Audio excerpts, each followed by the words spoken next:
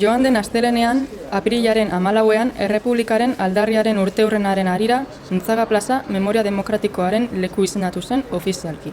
Ekitaldian ordezkari hauek izan ziren: Fernando Martínez, Memoria Demokratikoaren estatu idazkaria, Marisol Garmendia, Gobernuaren Euskal Autonomia Erkidegoko ordezkaria, eta Maria Jesus San Jose, Eusko Jaurlaritzako Justizia eta Giza Eskubideen sailburua, udal ordezkariekin eta herritarrekin batera. Izendapena Jon Iraola Eibarko alkateak 2023ko maiatzaren 12an aurkeztutako eskaeraren emaitza da. Presidentetzako gorteekiko harremanetako eta Memoria Demokratikoko ministerioari zuzendutako gutunean, alkateak Untzaga plazaren eta udaletxearen garrantzi historikoa azpimarratzen zuen. Izan ere, toki horiek 20. mendeko une garrantzitsuen agertoki izan ziren, hala nola Bigarren Errepublikaren aldarrikapena 1991ko apirilaren 14ko lehen orduetan.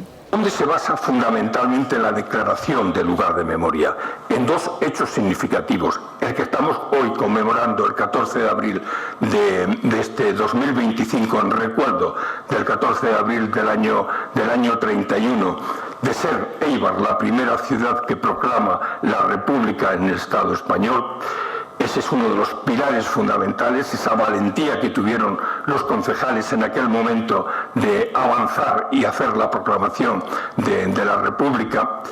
Y en segundo lugar, ahí tiene otro pilar, es decir, no hay que olvidar que además de ser la primera en proclamar la República en España, también fue durante la guerra, en el año 37, duramente bombardeada la ciudad de Eibar, lo mismo que Durango y lo mismo que Guernica. Sirva también este acto como homenaje y como recuerdo de todas aquellas personas, hombres y mujeres, vecinos y vecinas de la ciudad, que desde la plaza o desde el balcón de este ayuntamiento, con valentía, arrojo y comprometidos con unos valores tan loables como los que predicó la Segunda República Española, tan de actualidad, 94 años después, salieron a la calle e hicieron posible que hoy en día, gracias también al Gobierno del Estado, el lugar en el que nos encontramos vaya a ser reconocido como lugar de memoria democrática. Porque no hay democracia sin memoria, no hay convivencia sin verdad y no hay futuro sin dignidad. Untzaga plaza izan da historikoki hiriaren bihotz politiko eta soziala.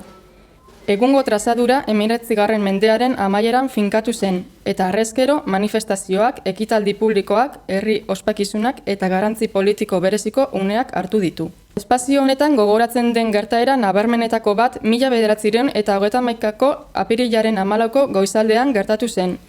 Eibar estatuko lehen herria izan baitzen Bigarren Errepublika aldarrikatzen, hain zuzen plazan kokatutako udaletxeko balkoitik. Keinu simboliko horrek islatu zuen eibartarrek errepublikar idealekin, askatasunarekin eta justizia sozialarekin zuten konpromisoa. Hoy que la sombra del odio, la exclusión, la xenofobia vuelve a recorrer nuestro continente, ahora que la guerra vuelve a las puertas de Europa, hoy más que nunca quisiera reivindicar los valores del republicanismo cívico que defendió aquel consistorio eibarrés. Reivindico la ciudadanía como elemento fundamental. Una ciudadanía en la que no importe el credo, la lengua en la que cada cual se exprese, que no importen las ideas que cada persona defiende, la raza, el sexo o el género al que pertenezcan. Una sociedad en la que nada de eso importe para ser ciudadano y ciudadana. Una sociedad basada exclusivamente en el respeto a las normas básicas que nos hemos impuesto para la convivencia. Gerra zibilean ere, liskarrak, bombardaketak eta tentsio handiko uneak bizi izan ziren plazan. Haren balio estrategikoa eta simbolikoaren seinale. Hurrengo urteetan jarraitu zuen memoria eta aldarrikapenaren topagune izaten. Aitortza honen ondoren, Untzaga plaza Memoria Demokratikoaren lekuen estatuko inventarioan sartuko da. Horrek esan nahi du udala behartuta egongo dela haren kontserbazioa, seinaleztapena eta interpretazio historikoa bermatzera Memoria Demokratikoari buruzko 20/2022 legean ezarritakoaren arabera.